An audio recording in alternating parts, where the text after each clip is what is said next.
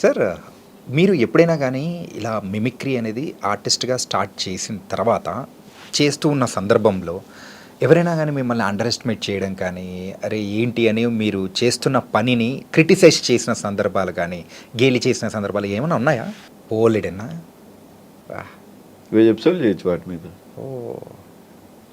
లైఫ్‌లో ఒకటి గుర్తుపెట్టుకో చైతన్య, మీలో ఆ అవమానం లేకపోతే ఫైర్ లేదు. యాహ్!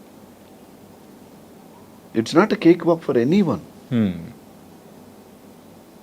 బాస్ 2000 కోట్ల బిజినెస్ చేసిన సినిమాలో హీరోగా చేసిన అతడికే తప్పలే అవమానాలు. యాహ్!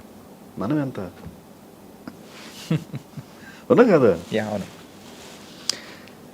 అందుకని లైఫ్లో ఇవన్నీ పాజిటివ్గా తీసుకుని అక్కడి నుంచి దాన్ని మర్చిపోయి నీ లక్ష్యం ఏంటో నీ ముందు ఉంటే అవన్నీ చిన్నగా కనపడతాయి. ఓకే.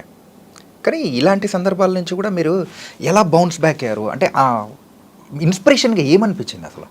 నేను అదే అనుకున్నాను, నాకు ఐ హ్యావ్ సంథింగ్ ఎల్స్. హ్మ్. నేను అందుకే అంట, నేను I treated my self as a life coach. నేను ఇంకోరికి నువ్వు అలా ఉండు అని చెప్పాలనుకున్నప్పుడు నేను అట్లా అప్లై చేసుకోవాలి కదా ఫస్ట్. హ్మ్.